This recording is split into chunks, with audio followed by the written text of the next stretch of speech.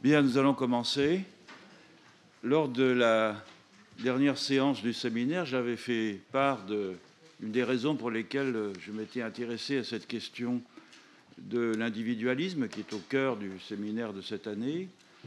J'avais expliqué que, après avoir lu comme étudiant les travaux de Louis Dumont et l'opposition qu'il fait entre les sociétés individualistes et les sociétés holistes, j'avais eu le sentiment qu'en partant en Amazonie, je rencontrerais plutôt une société holiste qu'une société individualiste.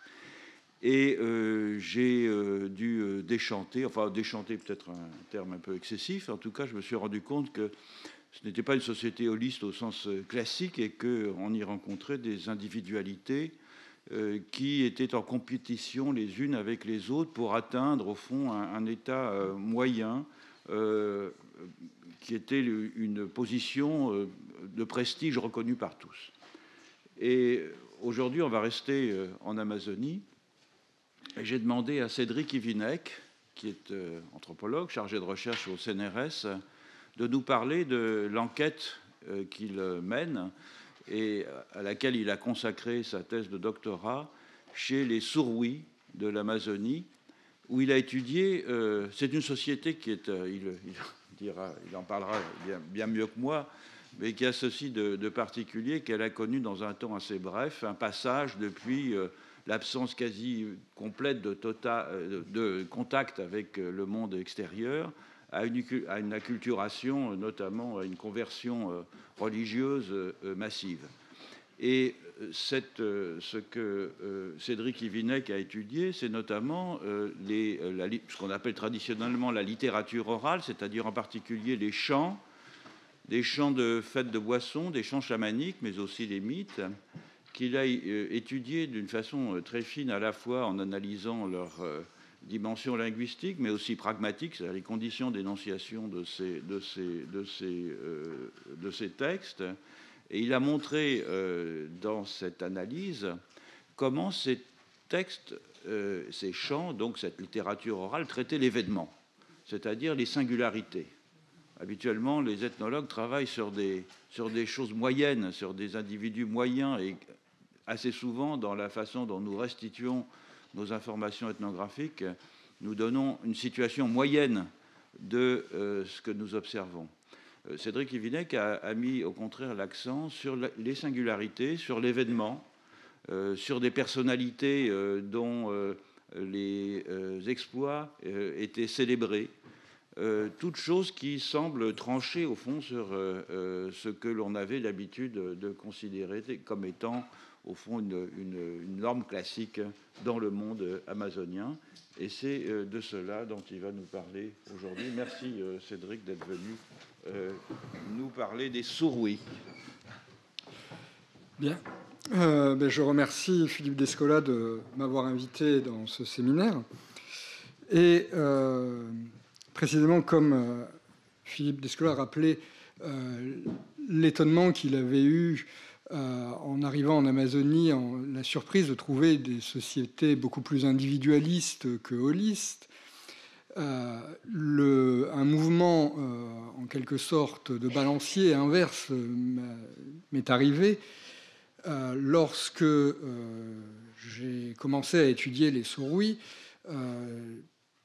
Je m'attendais à trouver une société certes individualiste, et la société, les Surwi méritent à plusieurs titres ce qualificatif, mais aussi une société relativement égalitariste et où les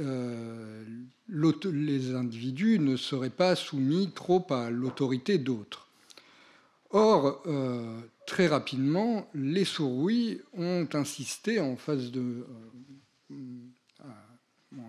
pour souligner qu'ils se considéraient au contraire comme une société très fortement hiérarchisée, dans laquelle certains individus étaient des chefs et auraient été reconnus par tous comme des chefs, ce qui à vrai dire, ne sautaient pas aux yeux dans la situation dans laquelle je les ai rencontrés, mais qui auraient été anciennement beaucoup plus fortement marqués, et où il y aurait eu des chefs très respectés, voire un seul chef pour l'ensemble de la population, qui aurait imposé sa volonté à tous les autres.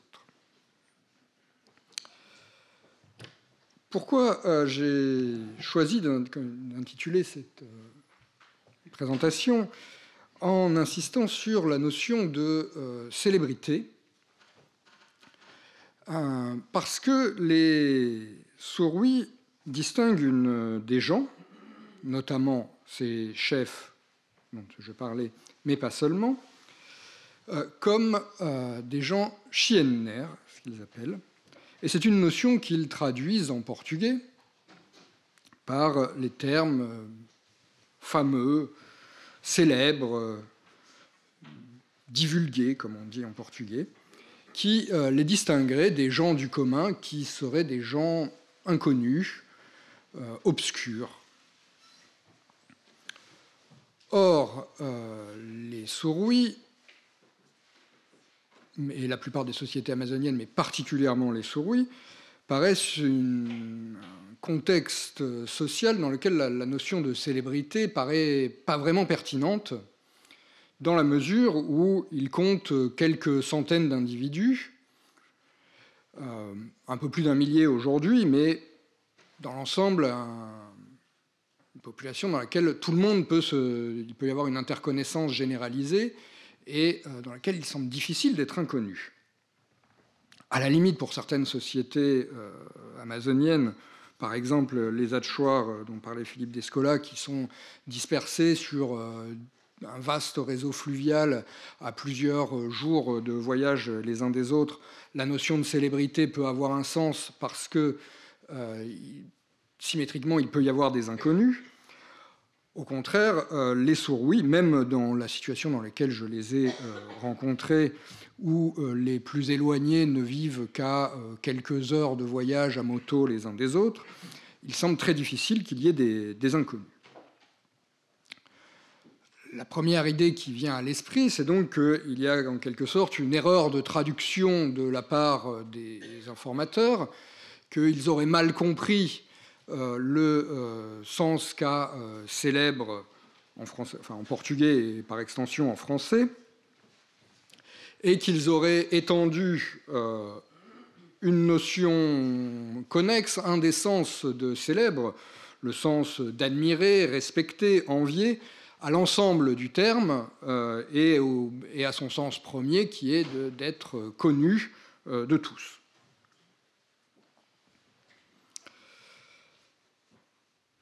Et pourtant, je voudrais partir de quelques anecdotes, de discussions informelles que j'ai eues avec plusieurs Suruis, où la notion de célébrité et de connaissance est apparue en filigrane au centre de ces notions, de ces conversations, et où la pertinence de la traduction qu'en faisaient les Suruis s'est progressivement révélée à moi.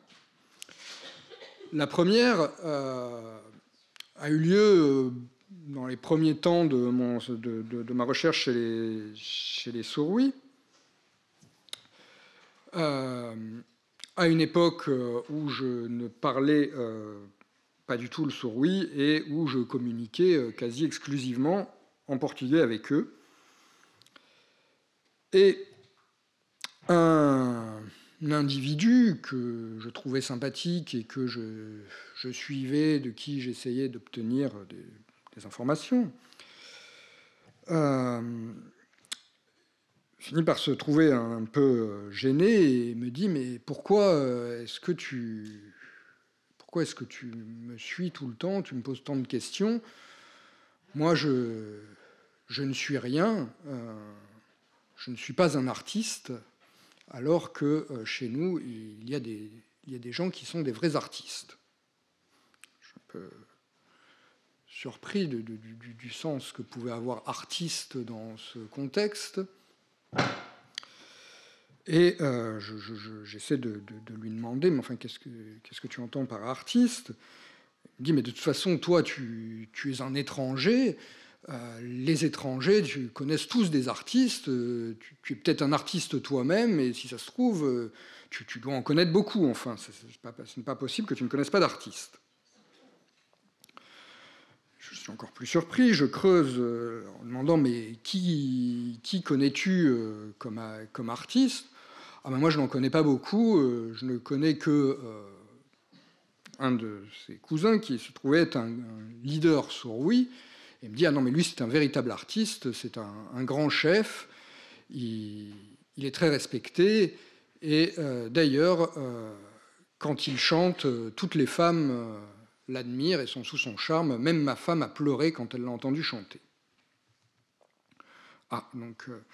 est-ce que tu connais est-ce qu'il y a d'autres artistes à part cet individu? Oui, j'en connais même un autre personnellement.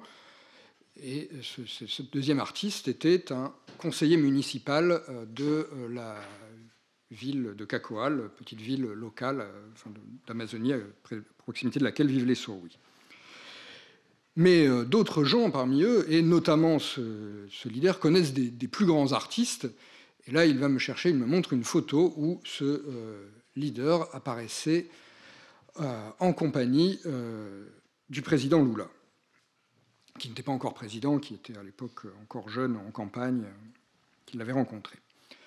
Et il me dit, mais il y a même d'autres gens qui connaissent, il y a tas d'autres artistes que des gens connaissent, et parmi les artistes, les catégories d'artistes, se révèle qu'il y a les acteurs de telenovela et, ce qui a encore un peu, aussi les joueurs de foot. Donc la catégorie d'artistes rassemble aussi bien des sourds-oui qui sont des leaders et qui chantent, que des gens qui, effectivement, correspondent à la notion de célébrité qu'on peut avoir, des joueurs de foot, des acteurs ou des hommes politiques, à différentes échelles.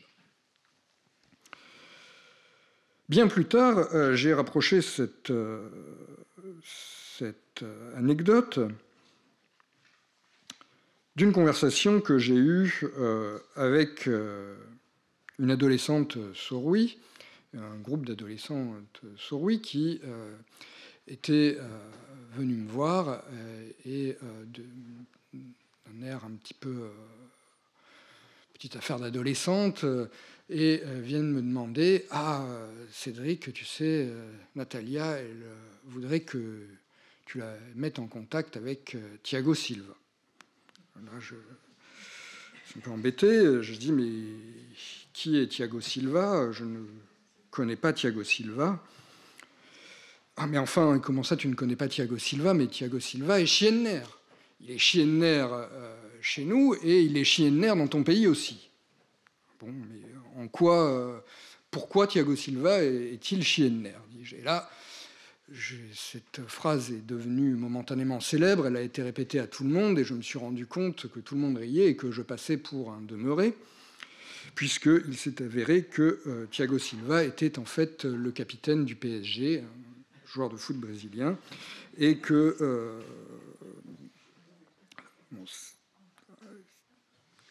j'en connais certains joueurs de foot, mais je ne connaissais pas celui-là, mais que bon, là, je passais vraiment pour un demeuré. Et donc, le rapprochement de ces deux discussions me semble attester, l'une en portugais, l'autre en sourd-oui, qu'il y a bien dans la notion de Chienner une notion qui correspond à la notion de célébrité, qui est que tout le monde doit savoir qui est la personne, auquel, si on ne le sait pas, on est exclu d'un réseau de conversation et de capacité de pertinence, d'échanger des informations pertinentes, parce que c'est un point de repère pour tout le monde. Dernière anecdote, un peu différente, c'est lors d'un de mes retours chez les sourds-oui, après une longue absence, plusieurs années d'absence, je n'avais pas été pendant 5 ans, Je suis accueilli très chaleureusement par les gens chez qui j'avais l'habitude de vivre, qui sont très contents de me revoir. Mais là, tout d'un coup, une expression m'accroche l'oreille en souris et me vexe un peu. C'est mon hôte me demande si j'ai faim. En souris, je dis oui, je veux bien manger et tout. Et là, il appelle sa femme et il lui dit « Mon blanc a faim, dépêche-toi, va vite faire à manger pour nourrir mon blanc. » Et là, je suis un peu attristé parce que bon, ça m'était déjà arrivé qu'on se réfère à moi comme étant mon blanc, mais dans des contextes où quelqu'un arrivait demander « Mais qui est ce blanc ?» Ah, c'est le mien. Et bon, ça avait un certain nombre d'avantages d'appartenir à un individu, c'est que j'étais sous sa responsabilité et sous sa protection. Mais là, ce qui me vexait, c'était le fait d'être réduit à un exemplaire d'une catégorie ethnique. Ce n'était pas le fait d'être possédé par cet individu qui s'approprie, puisque bon, j'étais tout à fait prêt à reconnaître que c'était à lui que je devais du respect en particulier, parce que c'était lui qui m'avait appris le plus de choses et qui s'était occupé de moi. Mais c'était le fait d'être réduit à une catégorie. Et peu après, j'ai réfléchi, je me suis dit qu'il y avait quelque chose d'intéressant dans le fait que, pour moi, c'était vexant et blessant d'être réduit comme ça à un exemplaire d'une catégorie, mais que probablement il n'y avait rien de blessant pour les souris, puisque l'alternative, ça aurait été de me désigner par mon nom personnel, et que c'est quelque chose que les souris évitent autant que possible, et personne n'aurait eu l'idée de présenter l'un des souris par son nom personnel, mais aurait dit, ceci serait référé par une catégorie de parenté ou par un terme métaphorique, mais certainement pas par son nom. Et donc, ça m'a fait réfléchir sur la manière dont on était connu et reconnu, et ce que ça a impliqué comme classification par rapport à un groupe, par rapport à un collectif, d'être désigné comme individu. C'est donc à partir de ces trois anecdotes et de cette notion de célébrité que je voudrais essayer d'aborder la question de l'individualité dans un si petit effectif démographique en Amazonie, de savoir comment on peut être connu et symétriquement comment on peut rester inconnu, obscur dans un si petit groupe. Il me semble important de formuler la question de cette manière, de ces deux manières, de la formuler donc la question de manière différentielle, parce que ça implique que tout le monde ne peut pas être également célèbre en même temps. Quelques informations pour commencer.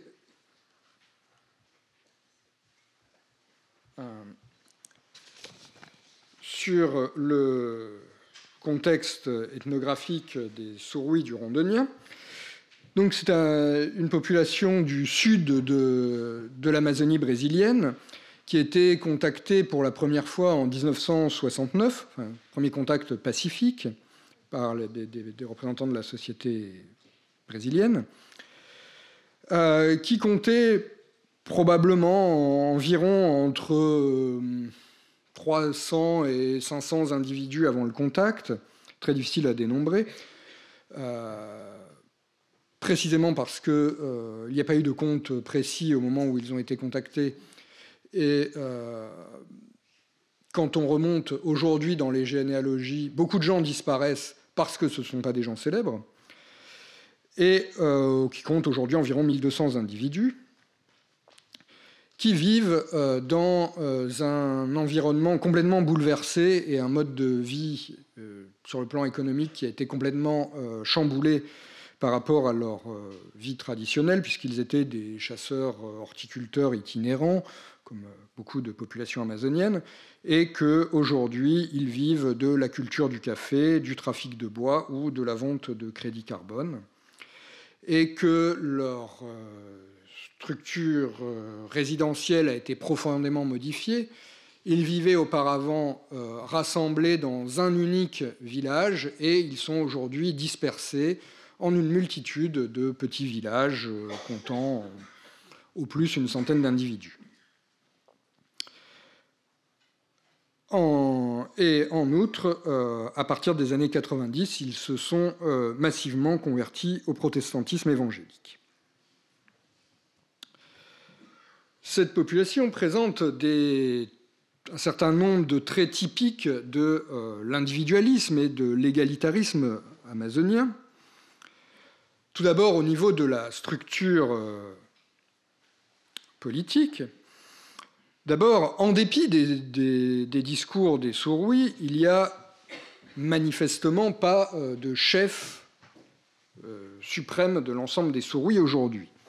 La FUNAI, l'organisme de protection des Indiens au Brésil, reconnaît bien ce qu'elle appelle un cacique, mais cet individu n'a aucune influence en dehors de son village, et surtout face à une poignée d'autres leaders, environ entre 4 et 7 ou 8 peut-être, qui ont un pouvoir qui dépasse l'échelle d'un seul village et qui sont en rivalité, en lutte perpétuelle les uns contre les autres.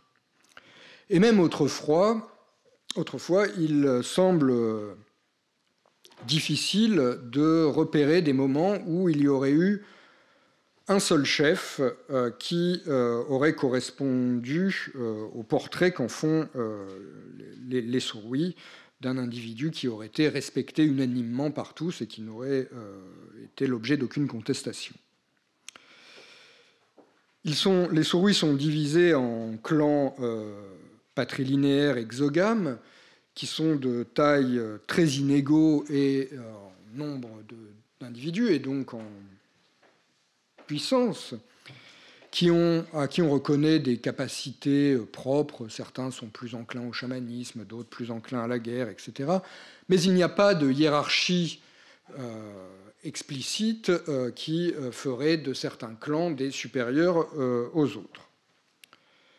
En outre, s'il n'y a pas de chef, s'il n'y a pas de hiérarchie explicite des groupes sociaux, il n'existe pas de sanctions qui soient imposées par le collectif. Seule la vengeance personnelle est ressentie comme légitime, y compris aujourd'hui dans les rapports par rapport à l'État.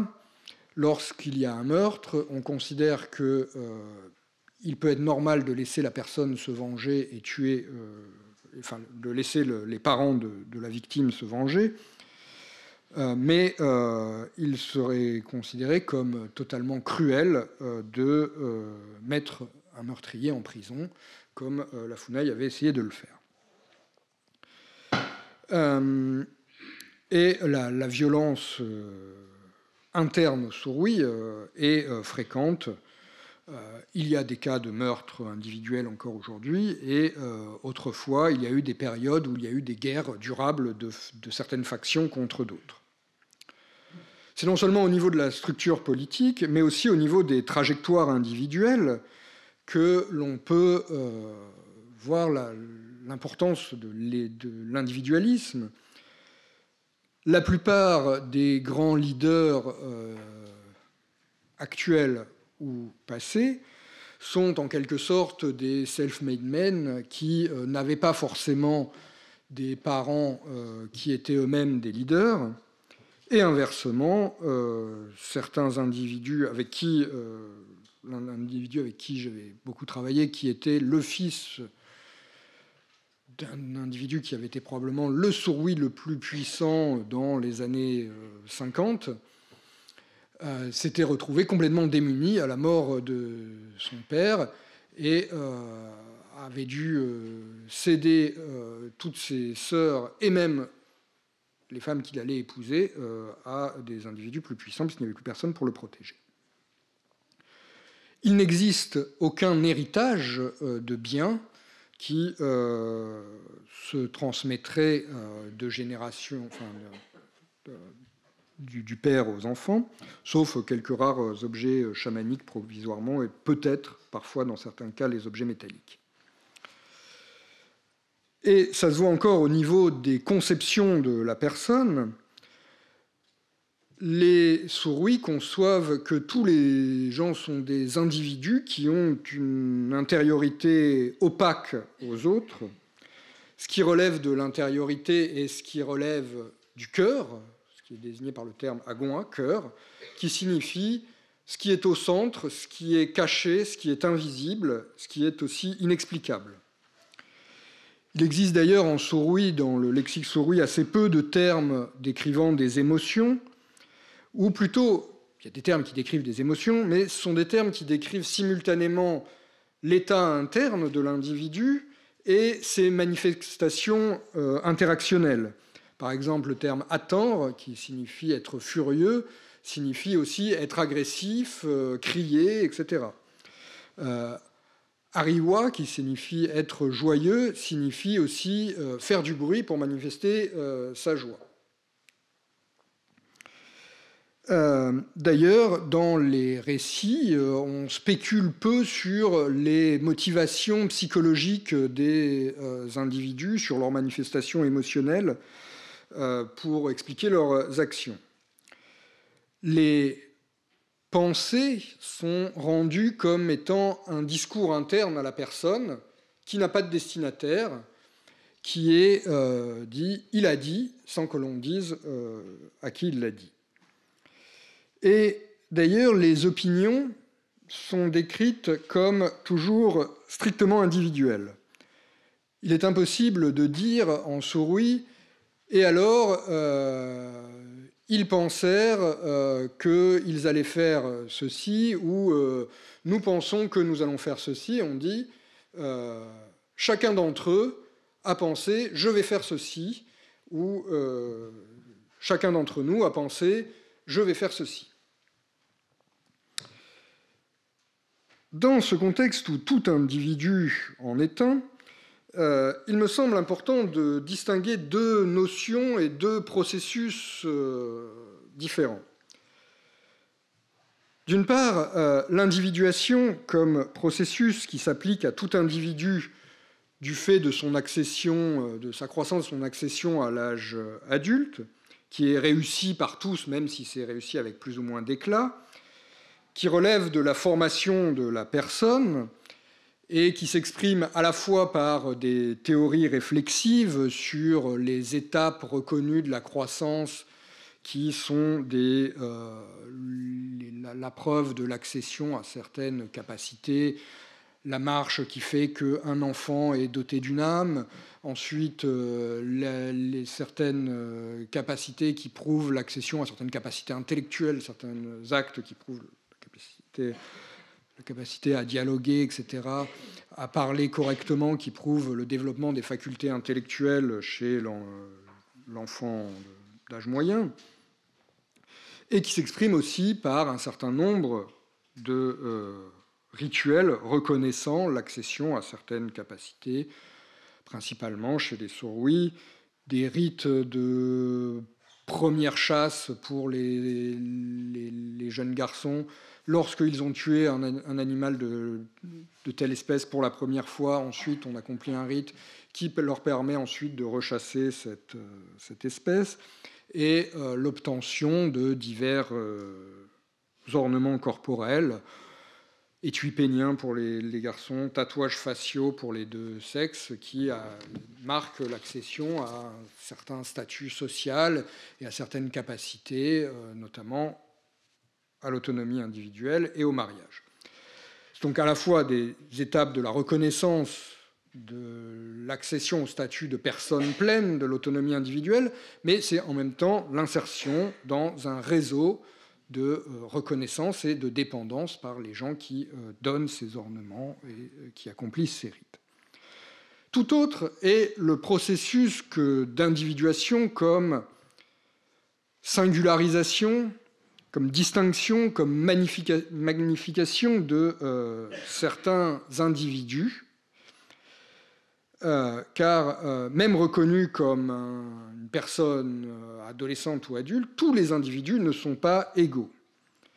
Certains individus ne restent longtemps, et parfois même définitivement, qu'un membre d'un groupe qui sera désigné par le nom de son aîné, le groupe de ses frères, essentiellement de ses frères nés de même mère, qui seront désignés par le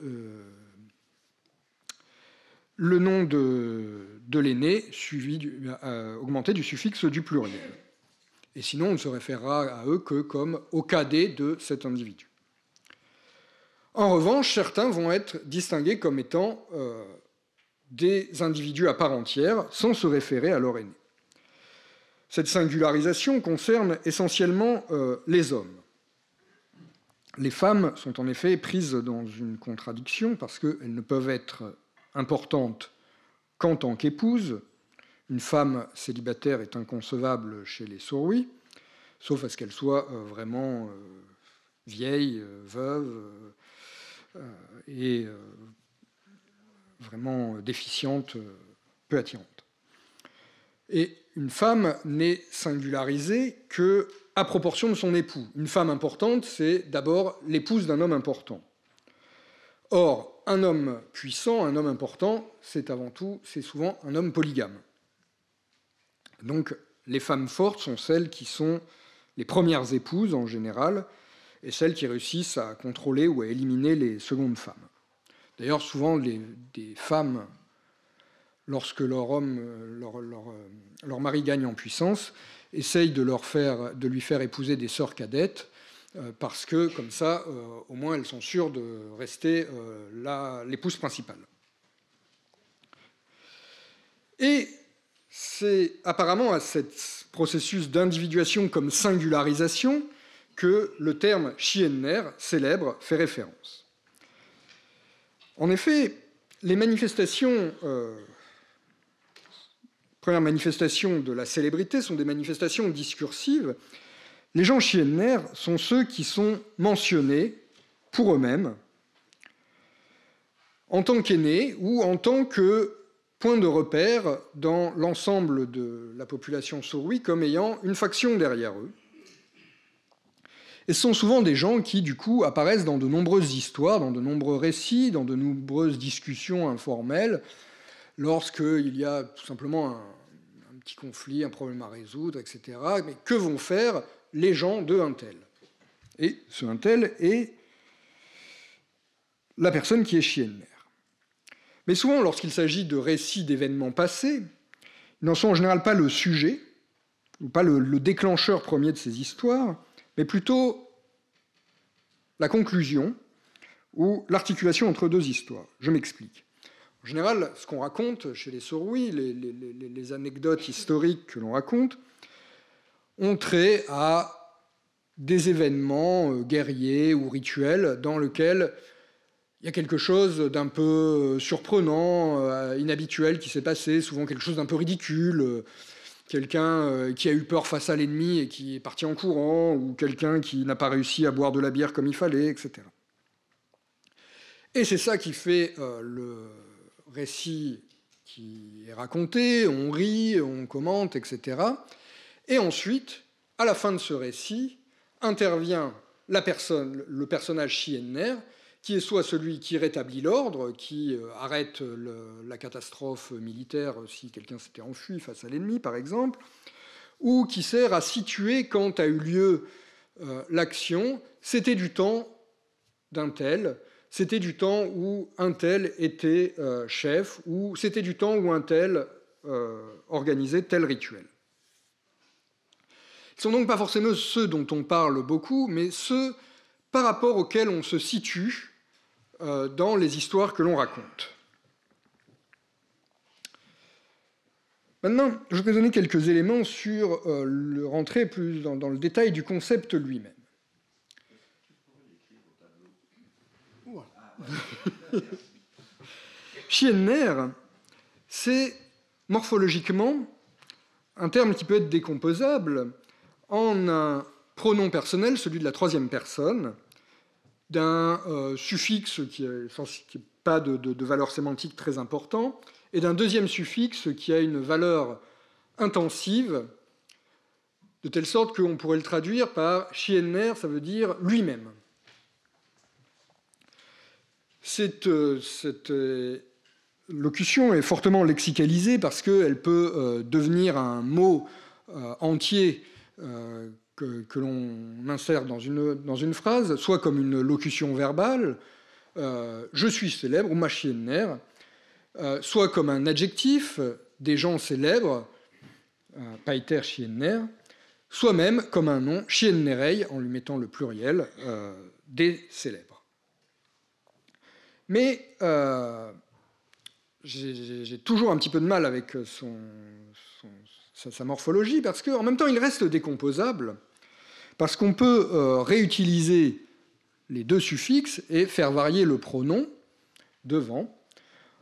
L'expression Owenner avec la première personne du singulier existe et signifie non pas tant je suis célèbre, mais je suis moi-même, je suis important, je suis quelqu'un, je suis respectable, je suis là.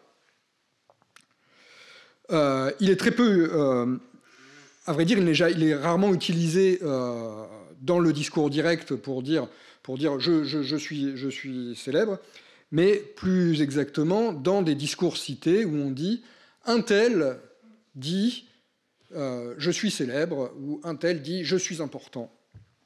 Et plus particulièrement dans des discours rituels, particulièrement dans des chants. Avec la deuxième personne, ça m'a été dit comme étant possible, mais je ne l'ai, à vrai dire, jamais rencontré dans tous les textes que j'ai transcrits. À la première personne du pluriel, en particulier à la première personne du pluriel inclusive, l'expression qui serait le décalque exact paenner n'existe pas, mais il existe une expression qui est quasi formellement identique, qui est païter. Pa est le pronom de la première personne inclusive. La première personne inclusive, c'est nous et vous.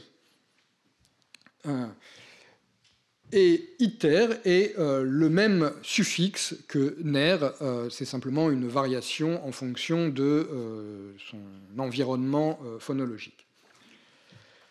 Et cette expression, païter, est l'autodénomination ethnique des Surouis. Païter, ça signifie nous les Surouis, nous-mêmes, nous les Surouis. Par extension, ça peut, dans certains contextes, vouloir signifier humain par opposition à animal ou plutôt à esprit. Les autres formes, en revanche, de la première personne du pluriel exclusive ou des autres formes de la deuxième personne du pluriel et de la troisième personne sont, elles, inusitées. Les traits qui en ressortent, c'est donc qu'il y a une connexion avec l'idée d'individualité, de singularité individuelle, mais aussi avec le fait qu'il est difficile de le dire de soi-même ou directement à autrui, puisqu'on ne dit pas à autrui « tu es célèbre », mais que ça passe toujours par la médiation d'un autre. Soit c'est quelqu'un d'autre qui dit « je suis célèbre », soit c'est on dit d'un autre « il est célèbre ». D'où il y a bien une idée qui renvoie à la notion de réputation et d'insertion dans un réseau de conversation. Sur le plan non plus morphologique mais sémantique, le contraste, l'opposé de Schienner, c'est probablement Hor, qui signifie mauvais, nul, inefficace, inutile. Ce n'est pas vraiment négatif dans le sens où le serait nan, qui signifie malveillant, malfaisant, mais l'opposé des Peiter Schienner, des gens célèbres, ce sont les Peiterlot, déclinaison de l'adjectif Hor, des gens de peu, des gens qui sont obscurs, qui ne sont rien. Schiedner est un qualificatif qui s'insère dans un réseau sémantique dans lequel il y a un certain nombre de termes proches qui y sont souvent associés, qui sont considérés comme quasi synonymes ou comme impliqués par Schiedner et qui ont chacun leur contraste propre. Le terme qui est quasi synonyme de Schiedner, c'est d'abord l'abiwai, qui signifie littéralement le propriétaire de la maison, le maître de la maison, mais qui par extension signifie le chef.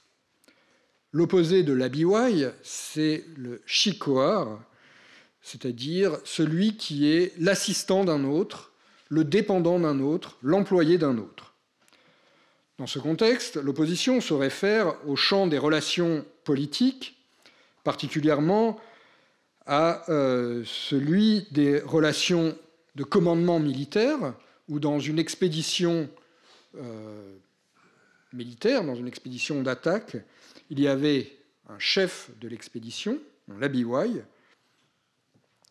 qui était celui qui marchait devant, et d'autres qui étaient ses assistants, qui étaient là pour achever le travail si l'ennemi n'avait pas été tué. C'est aussi aujourd'hui le terme qui décrit les soldats par opposition aux officiers dans l'armée. Ça ne se limite pas au champ donc, des relations militaires, mais aussi au champ des relations de résidence. Il y a dans un village Surui celui qui en est le chef, qui en est le propriétaire, qui l'a fondé, et des gens qui ont été autorisés à venir s'y installer par lui.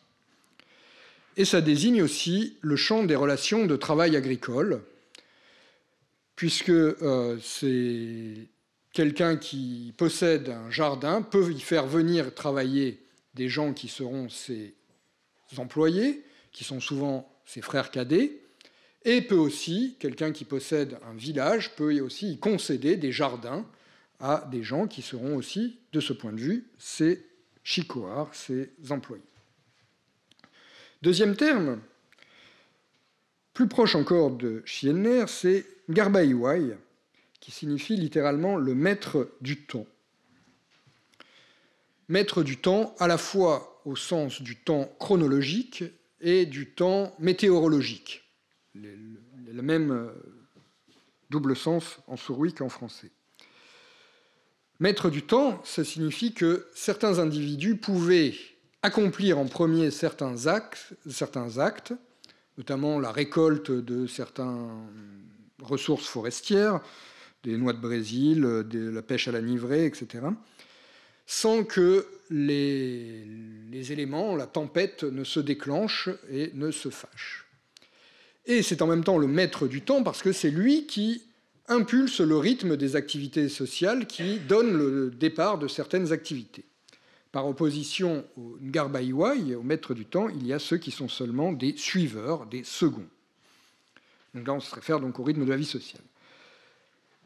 Autre couple proche de Schiedner-Rohr, il y a Roitscha et Bock, avoir des choses, être riche, être savant par rapport à être nu, pauvre, malheureux, malade, voire mort.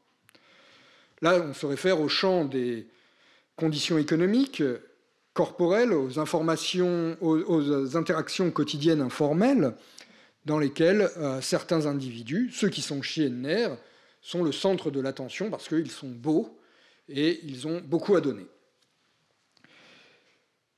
Toujours dans ce champ de ces informations, les gens Schiedner sont aussi kobamné, savants, par opposition à des gens kobar, ignorants.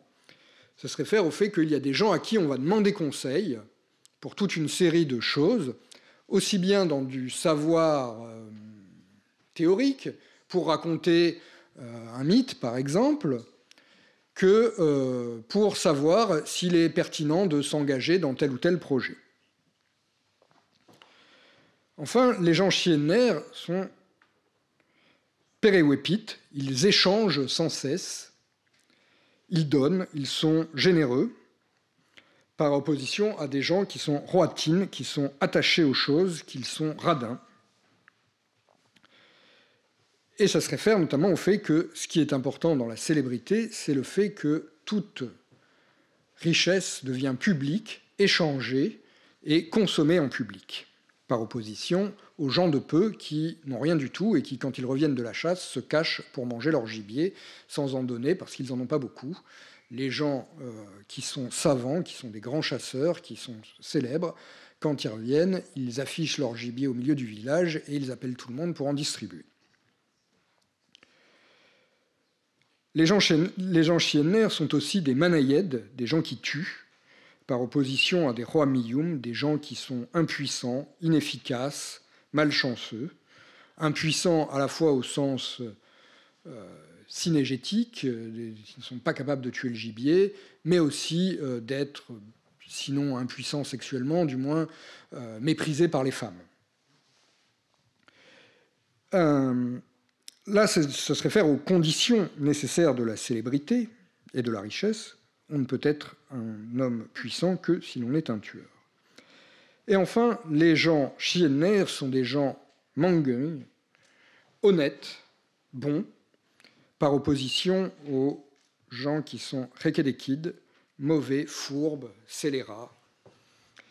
Là, c'est plutôt une conséquence morale et interactionnelle qui est que les gens chiennaires sont des gens riches, ce sont des gens satisfaits, donc des gens qui n'ont aucune raison de s'en prendre aux autres et de voler ou, voire pire, les gens pauvres sont constamment accusés de vouloir assassiner les gens riches pour prendre leurs femmes. On peut remarquer, j'y reviendrai peut-être si j'ai le temps, que chiennaire, que l'un des termes qui n'est pas utilisé, c'est le terme pakomite, puissant, qui est lui plutôt réservé au champ du chamanisme. Et d'autre part que la plupart de ces termes excluent d'emblée les femmes. Les seules choses qui puissent s'appliquer aux femmes, ces termes qui puissent s'appliquer aux femmes, c'est roicha et kobamne, qui se réfèrent à leur savoir spécifique, à savoir l'artisanat, la cuisine, l'éducation des enfants. Maintenant, je voudrais voir dans quelle mesure cet ensemble de distinctions conceptuelles, plus ou moins superposables entre gens célèbres et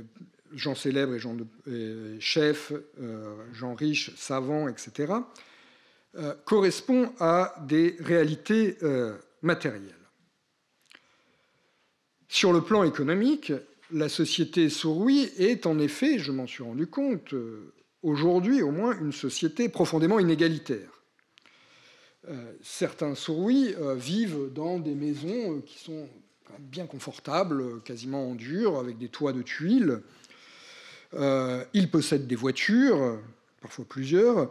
Certains individus peuvent posséder jusqu'à 5 épouses et mangent tous les jours largement à leur faim. Quand d'autres, au premier plan, vous voyez une maison qui ne tient quasiment plus debout, dans laquelle vivait le beau-frère du propriétaire de la maison qui est au fond.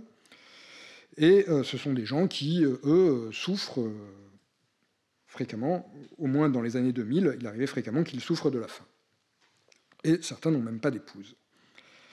Autrefois, les inégalités s'exprimaient essentiellement en termes matrimoniaux. Certains n'avaient aucune épouse, et j'ai trouvé un individu qui avait eu jusqu'à 11 épouses, ce qui était un cas exceptionnel, mais il était fréquent d'en avoir 3 ou 4. En termes d'outils métalliques, une grande partie de la population ne possédait pas d'outils métalliques, quand quelques-uns en avaient jusqu'à 7. C'était 2 haches, 3 machettes et 3 couteaux, c'était le plus riche en termes d'outils métalliques. C'est pas non plus...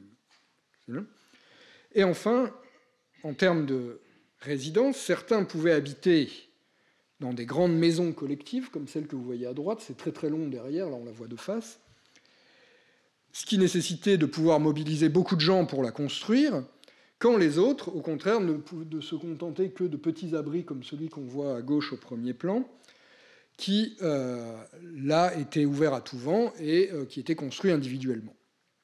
En outre, dans la maison, au sein de la maison, les positions étaient hiérarchisées. Le labiwai, le maître de maison, le chef, vivait au fond, dans la partie la plus confortable, la plus éloignée de la porte, et c'était une position de prestige. Sur le plan politique, les inégalités sont telles qu'il n'y a aujourd'hui que très rarement des discussions, qui finissent en général très mal. Lorsqu'il y a des discussions, ça devient très tendu. Et plus exactement que le moment de la discussion, de la délibération, est impossible à apercevoir pour l'ethnologue. On passe d'un moment où tout le monde commence à faire des projets qui sont exprimés indirectement, de manière floue et souvent assez grandiose, en les faisant exprimer par d'autres, en disant « Ah oui, un tel, il va faire telle chose, etc. » Et puis, finalement, aucune réunion n'a lieu, aucune décision n'est prise, le leader n'exprime même pas de décision.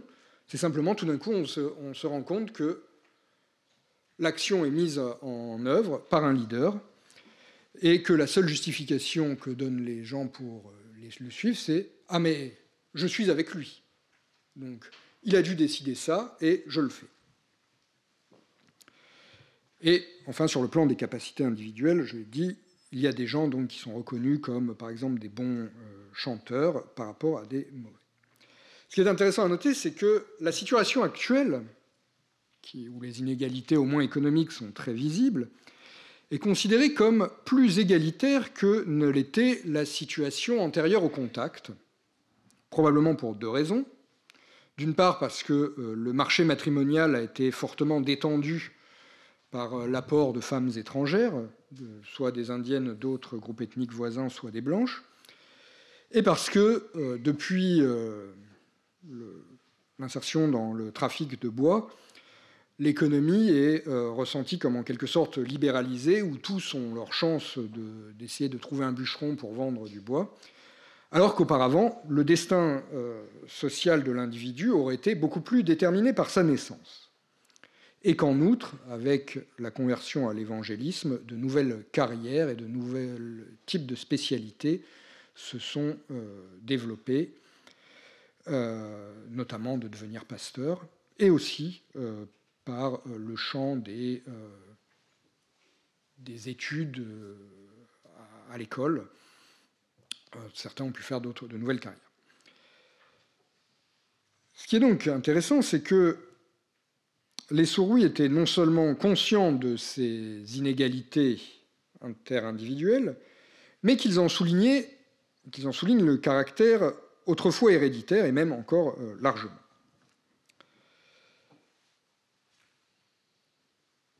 Et, bon, à vrai dire, les mécanismes fondamentaux de ces inégalités Soroui ne sont pas très spécifiques aux Soroui, parce qu'ils valent pour beaucoup de sociétés amazoniennes, et ils se fondent peu, dans les mécanismes les plus fondamentaux, sur l'héritage en ligne d'une génération à une autre.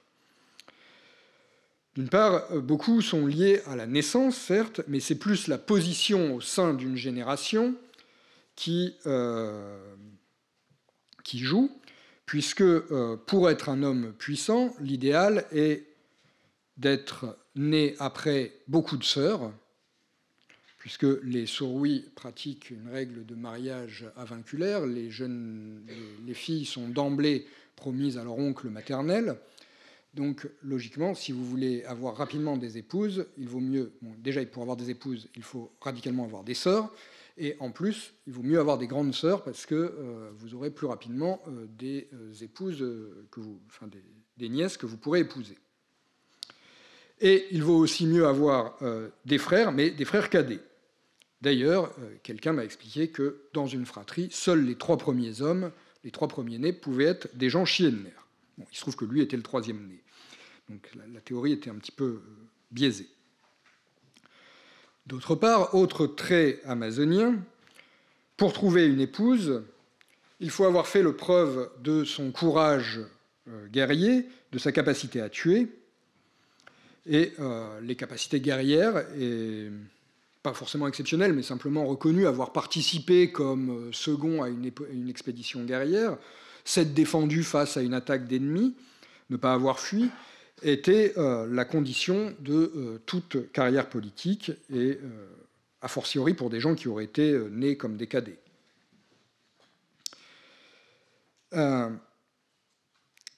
La guerre est étroitement liée à la célébrité, en outre, parce qu'au retour d'une expédition de guerre, on pouvait chanter devant une assemblée silencieuse et craintive. Or, le problème de la guerre était précisément que c'était une capacité qui était assez aléatoire, le courage était assez aléatoire, et qui avait tendance à mettre en danger les hiérarchies installées, les chefs, puisque après chaque expédition guerrière, tous les Sourwis avaient très peur que les ennemis viennent se venger, donc ils s'enfuyaient dans la forêt, ils se dispersaient, et il n'y avait plus de chef, puisqu'il n'y avait plus de village, donc plus de propriétaires du village. Donc les chefs avaient tendance à dissuader les individus, les jeunes individus, de se lancer dans des expéditions guerrières. D'ailleurs, tout le rite de préparation de l'expédition guerrière vise souvent plus à trouver des prétextes pour pouvoir l'arrêter, voire des mauvais présages qui diraient qu'il ne faut pas se lancer dans l'expédition guerrière, qu'à raffermir le courage de ceux qui veulent s'y engager. Et d'ailleurs, les Sourwis essayent de souligner toujours le poids de l'ascendance dans ces qualités guerrières pour expliquer aux jeunes gens que s'ils n'ont pas eu un père grand guerrier, donc un père qui aurait déjà été en position de chef, il vaut mieux pas s'y lancer parce qu'ils n'y réussiront pas. Le courage guerrier est en effet serait fondé sur la confiance dans la protection accordée aux guerriers par ses ancêtres, ses grands-pères, qu'il doit rencontrer en rêve pour s'assurer qu'ils le protégeront face aux armes des ennemis. Je ne sais pas si ces rêves jouaient vraiment dans les expéditions de guerre externes, mais au moins dans les conflits internes aux Sourwis, lorsqu'il y a des discussions qui menacent de dégénérer en bataille, c'est un argument qui est mobilisé, au moins pour rassembler une faction derrière soi. Lorsque l'on se plaint d'un tel, et que quelqu'un veut dire « non mais il faut me soutenir là », il va dire « non mais vous savez, je n'aurais pas peur d'aller l'affronter, et c'est moi qui gagnerai parce que vous savez qui était mon grand-père ». Donc là, bien la revendication d'un héritage en ligne d'une génération à une autre. C'est toujours des grands-pères morts que l'on doit ainsi invoquer.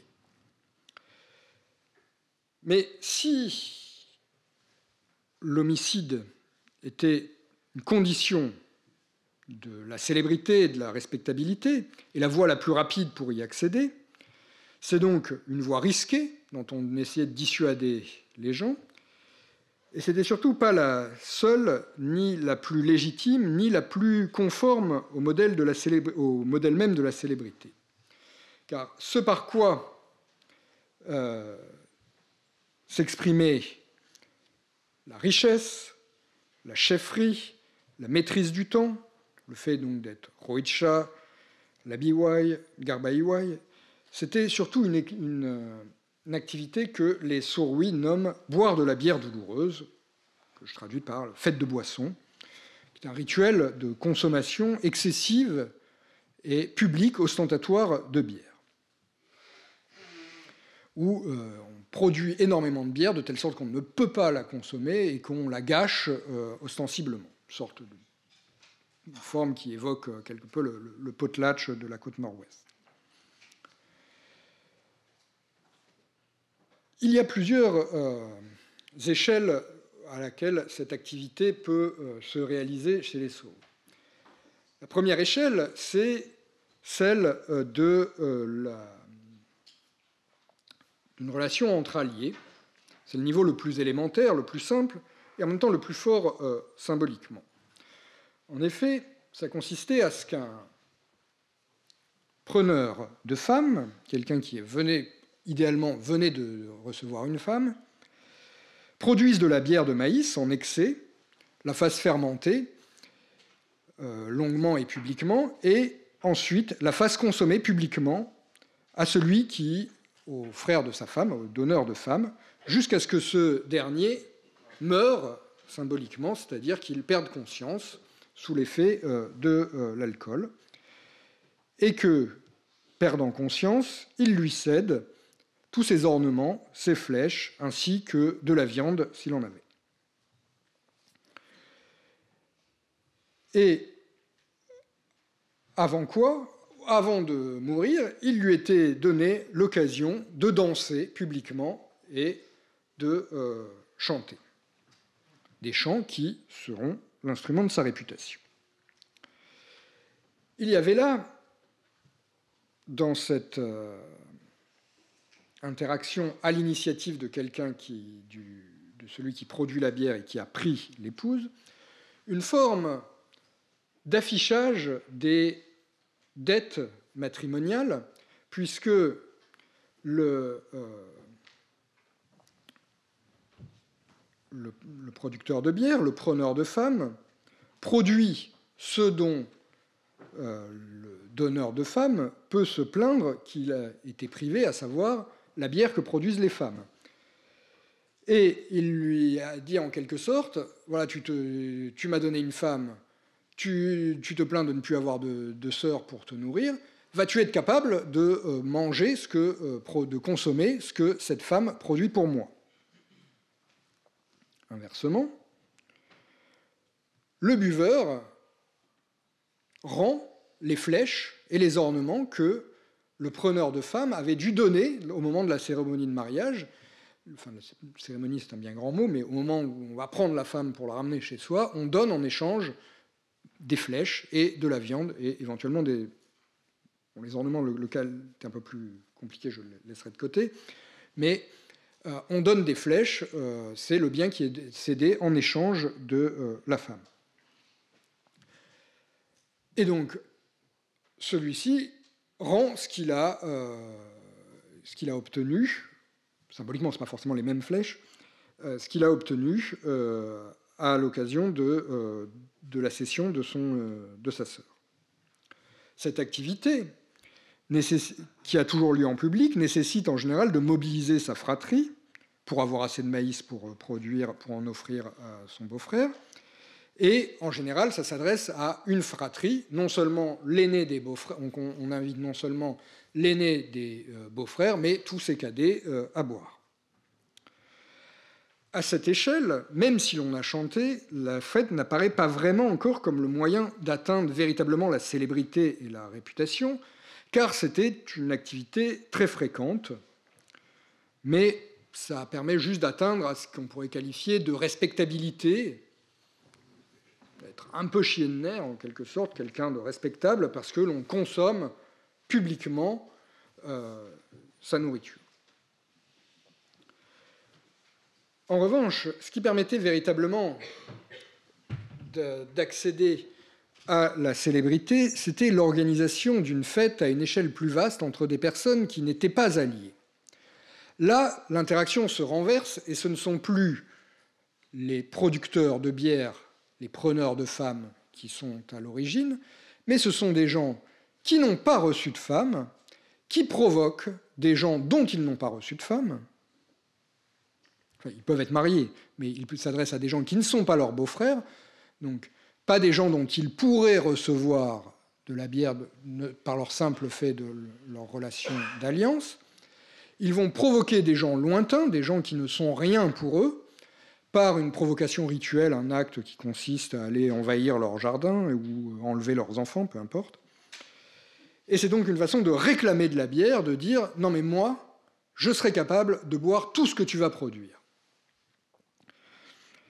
Donc, ça mobilise un cercle social beaucoup plus vaste, ça nécessite de mobiliser une faction beaucoup plus vaste, pouvant s'étendre parfois à la moitié de la population, en théorie au moins, Et pour pouvoir faire ce rituel de provocation est ressenti comme quelque chose de très difficile, de très dangereux, parce que l'on ne sait pas combien l'autre va en retour être capable de mobiliser de parents à lui pour produire de la bière, qu'il va falloir boire de la bière tout au long d'un cycle qui va durer pendant 1 an, et donc qu'il faut être certain d'avoir des gens qui viendront consommer de la bière avec vous et offrir des flèches pour pas que vous vous retrouviez à court de flèches et d'ordements à offrir en échange de la bière.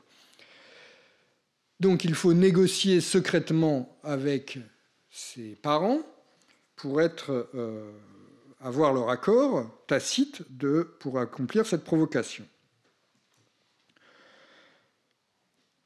C'est donc en outre l'occasion de participer à des types de fêtes plus variées qui ont des procédures rituelles qui sont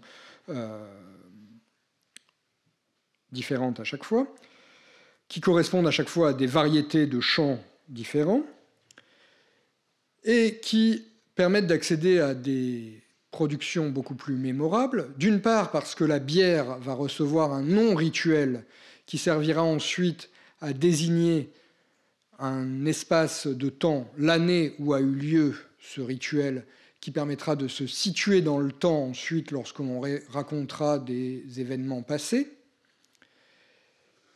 Et enfin, cela permet d'accéder, de mettre en place différents modes de reconnaissance et de voies d'accession à la célébrité.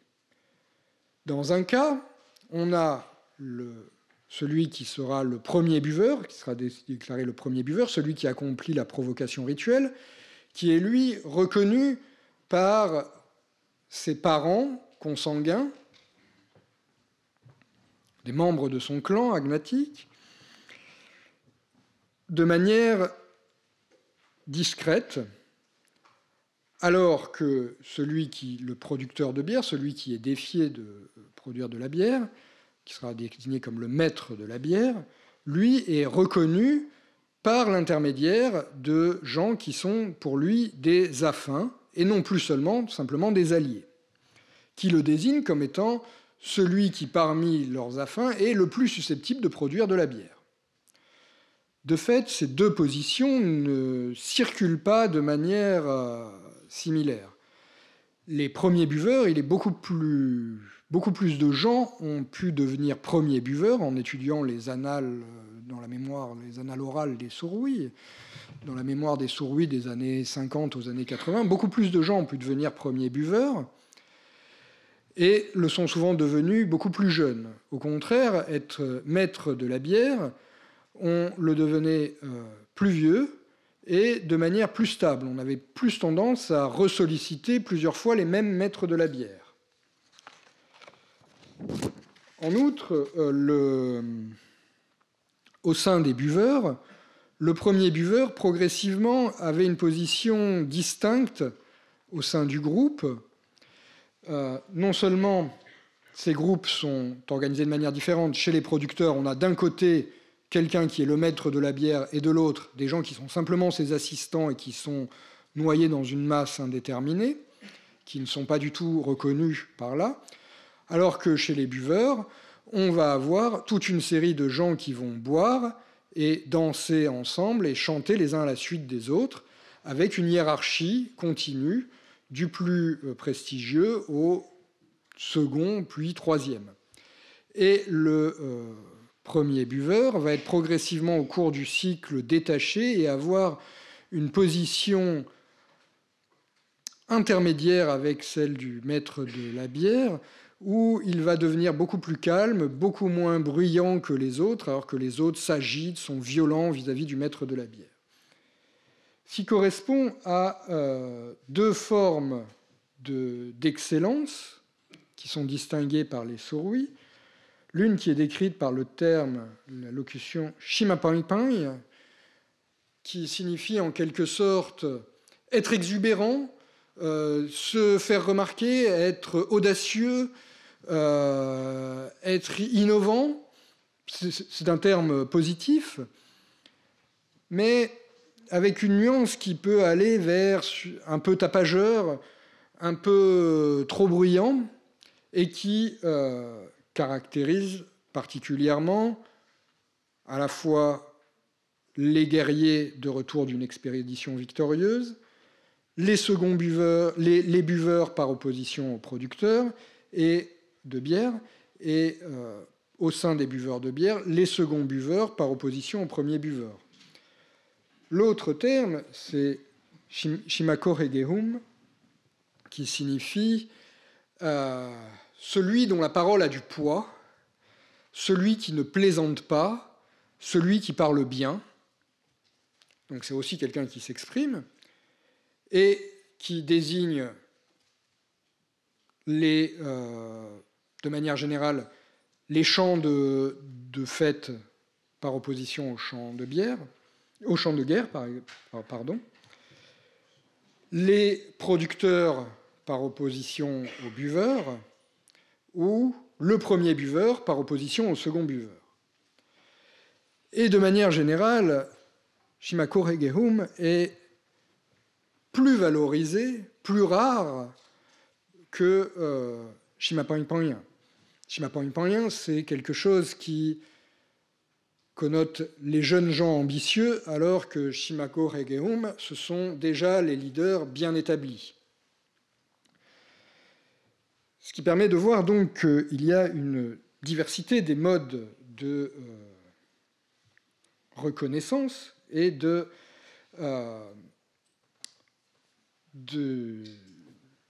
d'excellence dans cette individualisation, dans cette célébrité. Si j'ai 5 minutes pour terminer. J'en viens maintenant à comment à la manière dont cette célébrité s'exprime.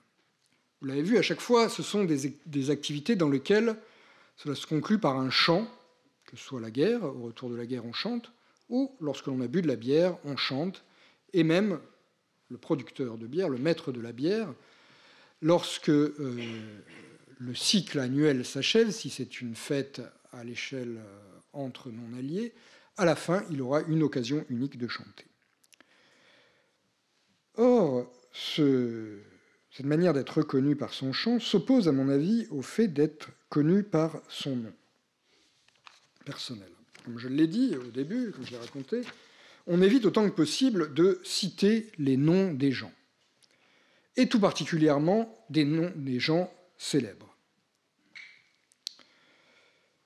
Les noms chez les Sorui sont attribués en général, jamais par les parents directs, toujours soit par des oncles maternels, soit par des grands-parents, de manière assez informelle.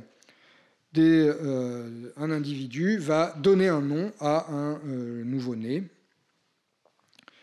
et nom qui est fait à partir d'un rêve qu'il a fait, qui lui a révélé, qui lui a confirmé une capacité qui lui est déjà en général reconnue par ses actes, soit dans le champ de la guerre, soit dans le champ de l'agriculture, soit dans le champ du chamanisme. Ces noms, les noms qui sont faits, font référence à un élément du rêve source, mais ne permettent pas de l'identifier, ne le décrivent pas directement. Ces noms sont en général plutôt laudatifs. Ils se réfèrent au fait que l'individu serait un grand guerrier, un grand agriculteur, un grand chaman, etc.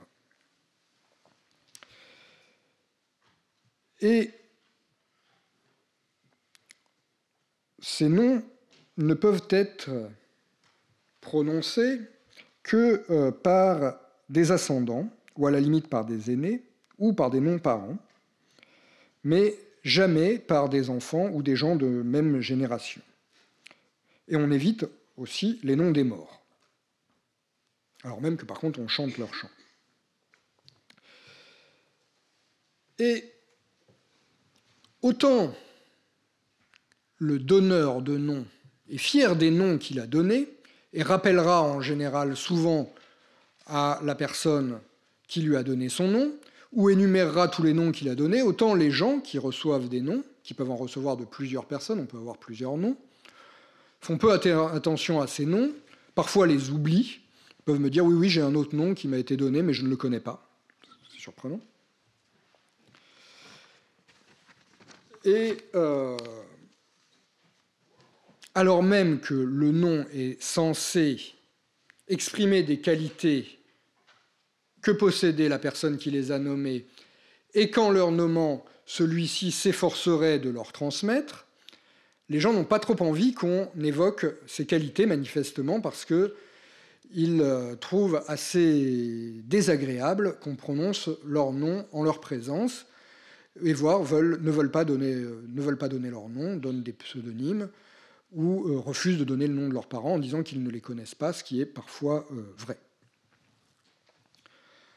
En revanche, les gens sont très contents de citer leurs chants, de citer les chants de leurs parents, et y compris de rechanter des chants qui ont été chantés par des gens de leurs propres parents qui sont décédés. À la différence des noms qui sont donnés et énoncés par autrui sur la base d'une expérience vécue par autrui, les chants, eux, sont composés sur la base par soi-même et énoncés par soi-même sur la base d'une expérience qui a été vécue par soi-même. En outre, alors que les noms peuvent faire preuve d'une inventivité, on peut choisir n'importe quel syntagme comme nom, les chants doivent se conformer à un certain nombre de genres lyriques, des chants de guerre, des chants de tel ou tel type de fête, qui sont chacun considérés comme la manière de dire la guerre, la fête, etc. Le terme ewa qui signifie dire, ou comme, parce que cette manière de dire s'exprime à la fois par un air musical et par un ensemble de métaphores qui sont inséparables, comme la langue des gens qui disent la guerre, donc la langue des guerriers, la langue des gens qui boivent de la bière, etc. Et ce terme langue ne s'applique pas seulement au chant, mais c'est koé, ça signifie aussi bien la langue au sens du surwi du portugais, mais aussi de la langue des cris des espèces animales, ou de la langue des esprits, qui est une langue ésotérique du chamanisme. Toutes ces langues ayant à chaque fois désignant un ensemble de signifiés possibles. Bon, en soi-même, ces langues sont des signifiants, sont un ensemble de signifiants, auxquels correspondent des ensembles de signifiés plus ou moins spécialisés. Les animaux ne peuvent pas dire la même chose que peuvent dire les humains. Les chants de boissons ne peuvent pas dire ce que disent les chants de guerre, voilà, etc. Et donc, les langues correspondent à un ensemble de modes de communication, sont un ensemble de modes de communication qui correspondent à des modes d'être, qui correspondent aussi à des espèces, de telle sorte que les chanteurs de chants de boissons, les chanteurs de chants de guerre deviennent en quelque sorte de nouvelles espèces qui s'ajoutent à la série des espèces humaines, animales, spirituelles, etc.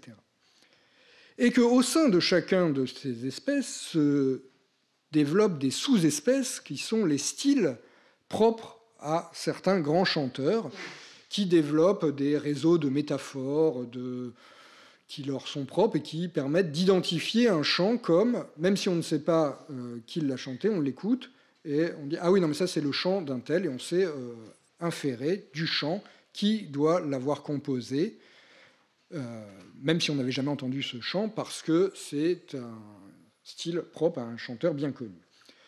De telle sorte que être célèbre, c'est être connu par un chant, donc je vais vous expliquer, et finalement, être célèbre, c'est être un individu qui est certes séparé d'un groupe auquel il appartenait, le groupe de CKD, etc., qui a été individualisé, mais en étant individualisé, c'est être en quelque sorte redevenu une espèce à soi tout seul, produire une nouvelle espèce dans la série des espèces qui sont, une ontologie animiste classique, une série de modes d'être et de capacités propres. Donc être célèbre, c'est être devenu, presque, si je pouvais me permettre l'expression, être devenu une espèce à soi tout seul, ou avoir créé une nouvelle espèce. Et c'est pour ça que l'individualisation par le nom peut être ressentie comme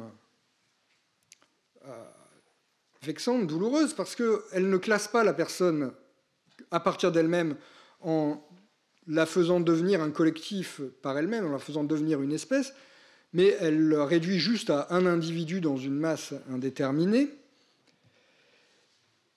Et c'est pour ça qu'au contraire, classer quelqu'un comme étant un blanc, ce n'est pas forcément en soi, le classer dans une espèce n'est pas forcément vexant, plus que ça ne l'aurait été de le désigner par son nom. Voilà, bon. J'espère que ça enrichit la diversité des formes d'individualité que l'on peut rencontrer en Amazonie.